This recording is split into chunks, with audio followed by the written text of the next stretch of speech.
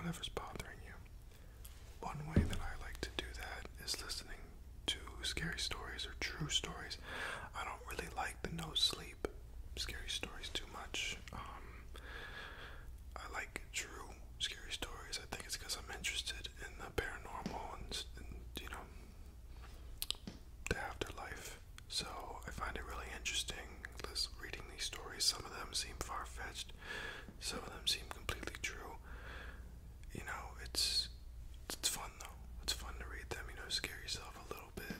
I'm recording this in the evening, not while it's dark out, because I'm a little bit scared to do it in the dark, which I've done so many times. If you watch my past videos of me reading scary stories, there's at least one time per video of me being scared and looking around the room, just like nervous, hearing sounds. And so this is how I started my channel, was uploading scary stories, because I used to listen to scary stories and thought, oh, I could do that, and now we're here today. But please leave a thumbs up, subscribe if you haven't yet, leave a comment. I try my best to respond to all, if not most, comments. And thank you guys for the support. So I am just going to be reading story by story. I might give my comment here and there, but who cares about that? Nobody cares. But yeah, sit back, relax, and enjoy. Also, I must apologize for my long absence. I missed you guys. I hope the feeling is reciprocated. Anyways, enough messing around. Let's get into these scary, scary stories.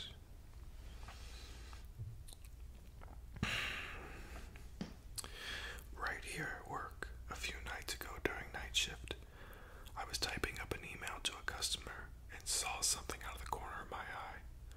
I ignored it for a moment and kept working. Then it sunk in. It was a person just staring at me through the window. As I turned my head, they slowly walked out of my view towards the parking lot, so I hauled ass outside to confront them, and they were gone. Not a soul in sight for miles. I couldn't shake the feeling I was being watched for the rest of the night. That's creepy. See, at first, when they said they saw something out of the corner of their eye, that happens to me all the time. Honestly, sometimes it scares it out of me, especially if I'm tired. Especially if I'm tired, I will see something like it's, I don't know, it's weird. I'm sure we all have been through it. But when I first read that, I was like, oh, that happens to me all the time. But then they saw somebody staring at them through the window. And they walked out of my view towards the parking lot. So then they just walked away. Then they were gone. That would terrify me, because wherever I was at, I would need to stay there until I knew it was clear I could see somebody else, or somebody else was with me. That'd be creepy. I post this every time I see threads, but I initially posted it at camping and hiking. The most common is the voices phenomena. You're hiking in the woods and you hear people talking. You pause, look around, even wait to see if there's someone coming around a switchback, but no one appears. Speaking to other outdoor types, this seems to be a pretty common occurrence. The mountain carries voices better than you think. Another time, I was camping at a national park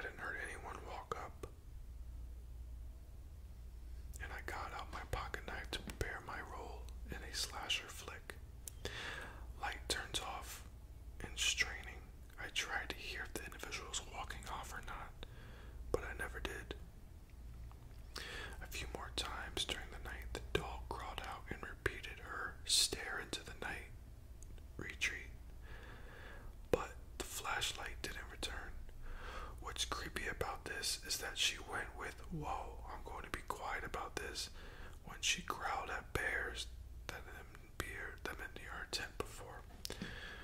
I'd initially thought that it might have been a park ranger, but the dog detected the same individual multiple times. I'm now thinking poacher or axe murderer.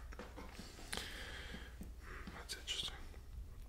They said that the dog growls at bears, but did not growl at this thing, person. I wonder if there was ever a time in the world where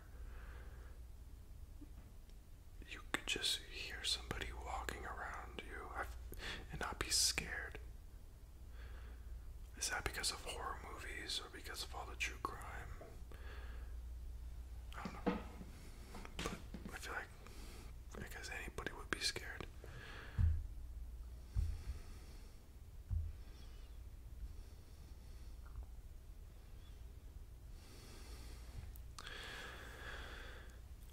I studied and lived in Edinburgh, and the apartment I lived in was very old.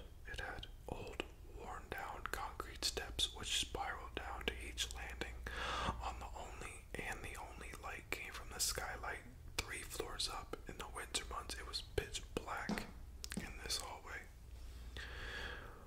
On one winter's night, I was returning from local Tesco's. I was fumbling along the walls around the stairwell because it was pitch black. I live on the 3rd floor, so it was an absolute pain in the ass, and it took ages. Something brushed past me. There was no sound at all, but I felt it. I never believed in ghosts before, but I couldn't explain this. Something definitely brushed past me and set me off balance. Completely freaked me out. Anyway, I make it to my flat. Eventually, and all's well. I quickly forget about the whole incident. 1 month later, I leave Edinburgh. I switch on the news one evening while eating my dinner and had the biggest shock of my life. There was a dead body found in the flat directly opposite of mine.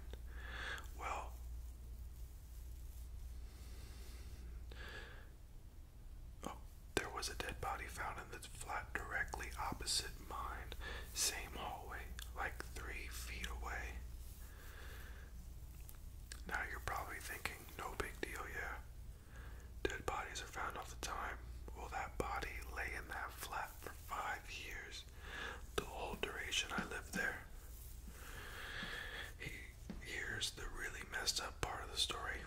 I lived in a different flat in Edinburgh before all this happened. I used to receive mail from the previous owners/landlord. Guess who the letters were addressed to? Yep, the name of the person found dead. What the? I'll never forget that name the rest of my life. That's crazy. How was a body in there for 5 years though? I'm just asking the questions, just a little bit of questions, that's it. I'm just asking the important questions, that's all.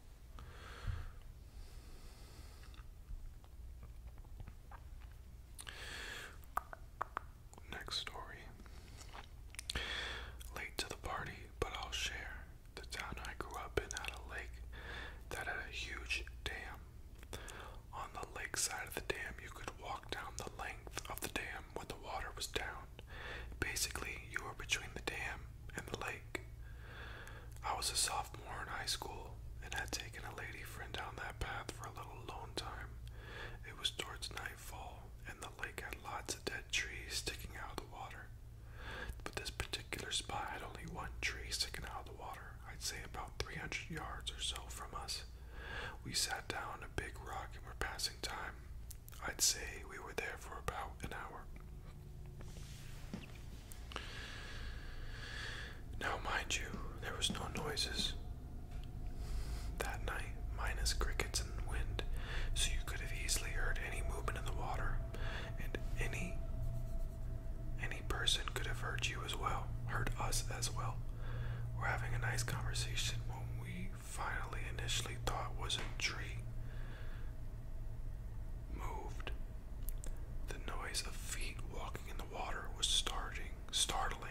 realized the tree was moving towards us. Its pace was very quickly coming our way. It was clearly headed our way and seemed intent on engaging us. We hightailed it out of there, backing the car. We assessed our situation. We were literally in the middle of nowhere. This person had been standing in knee-deep water, very still, over an hour. It was impossible for them to be fishing because we would have heard/seen any movement, and they were clearly walking towards us quickly. Deciding to act brave, I decided to go back and check out the area. As I headed down the path, I could see a person walking through the field in the opposite direction. Can't explain what that person could have possibly been doing, nor can I explain why, if they were friendly, why they wouldn't have notified us of their presence. That's terrifying.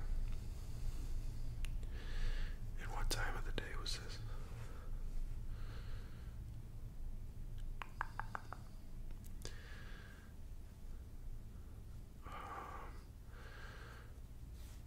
It was towards nightfall. So it was like sunset, so then they were there for like an hour. So it must have been darker. And then you see somebody running towards you. But then they say they noticed him for an hour.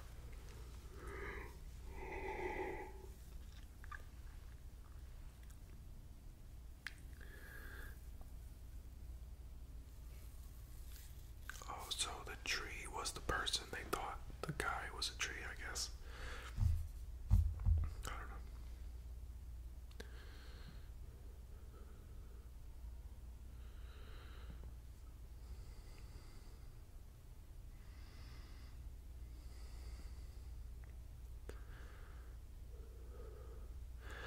When I was a kid, I liked to climb on the sofas, kitchen counters, etc.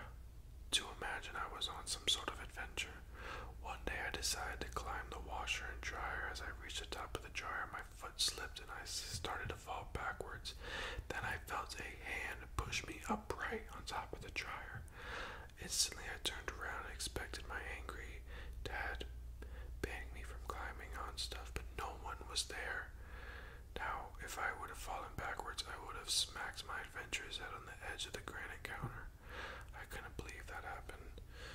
So smart me decided to pretend to fall to see if it would happen again. That thing that helped me didn't fall for it. Here we go. A good ending to these stories. That's good. Usually these stories always end with something scary, sad.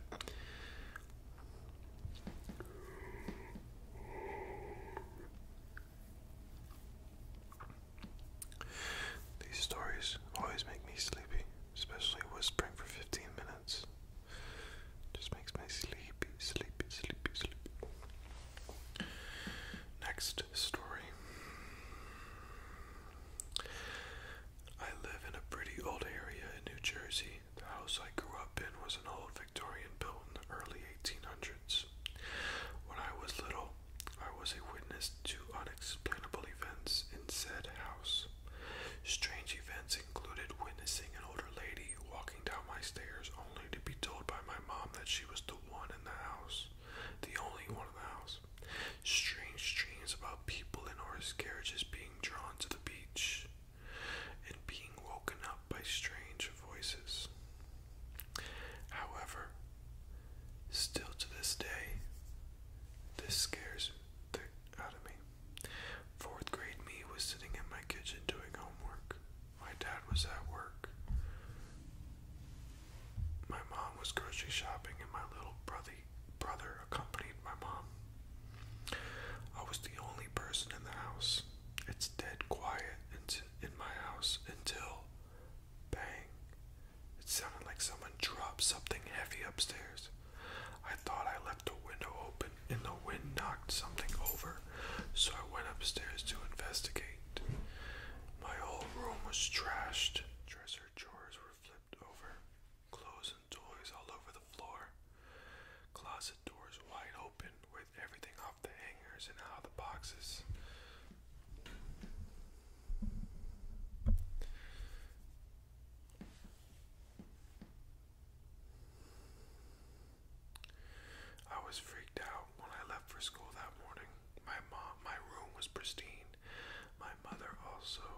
was also the type to scream about the smallest things being out of place, so I knew this wasn't her doing. I went back downstairs petrified and had an agonizing long way from my mom and brother to come home. They get back with groceries and immediately my brother runs upstairs. His room is right across from mine, so I figured he'd ask about the mess. Nothing is said. Figured, since he was up there for a good 10 minutes, that it was safe for me to venture back upstairs to my room. I get back to my room and it's like the room was never touched. Heavy dressers are back standing upright. My clothes and toys are put back.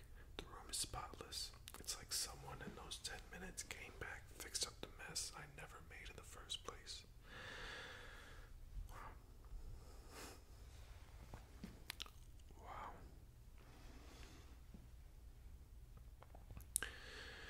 Not my story, but my best friend's. When he was a kid, he lived in this house that we swore up and down was haunted. Lots of weird moments of feeling like being watched. Stuff turns up missing, showing up in random places. While him and his mom were watching TV one night while his stepdad was at work, they heard a loud thud in the basement. They both assumed it was the father messing around in the basement and he hadn't come up yet. They heard another thud and my friend's mom told him to go downstairs and see what the hell his stepdad was doing and why he hadn't come up yet to say hello. So he walked down the steps and found that family dog was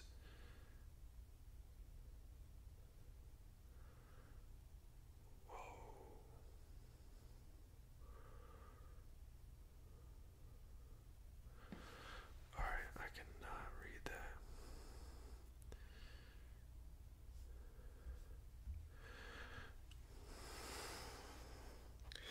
Sleeping in an old hotel in London. Woke up as my wife was pulling a hunk of my hair repeatedly. Really hurt. Reach out to brush her arm away, but she's not there because she didn't come on the trip. Sorry, I got a low battery. Reach out to brush her arm away, but she's not there because she didn't come on the trip. Just a pillow, nothing to catch my hair. Really freaked me out. Too rational to move rooms, but did sleep with the light on for the rest of my stay. The odd thing is that hair pulling is not something I associate with paranormal. Yeah, I do not associate that with paranormal either. But pulling the hair, oh my gosh. Can you imagine waking up to your hair being pulled? Nobody's there. Yo, I'm out of that house. If that happened to me tonight in this house, I would go to a hotel and call a priest over. Like, what the fuck? Okay, last story. My whole family is convinced that our cottage is haunted. About 3 years ago, my uncle's wife and her friends were up there on their own. 3 or 4 of them. They were sitting out on the deck right by the back door at about 1 a.m. shooting the shit. One of them says that they can see something on the rocks by the lake. So they all turned and all saw the same thing. It looked like a little boy climbing around the rocks, playing, and he suddenly vanished. They were freaked out, to say the least. Well, a couple days after that, they were talking to my grandma and grandpa about it. And my grandma brought up that she had a very scary paranormal experience in one of the rooms. She was sleeping and was woken up by something pressing down on her chest really hard. She saw a little boy sitting on her chest, and when she tried to yell for help, she couldn't. So she just closed her eyes and prayed for it to go away. When she woke up, she thought she just had the worst nightmare of her life, until she saw that she had 2 bruises on her chest right where the pressure was. She did not bring this up until a couple years ago because she did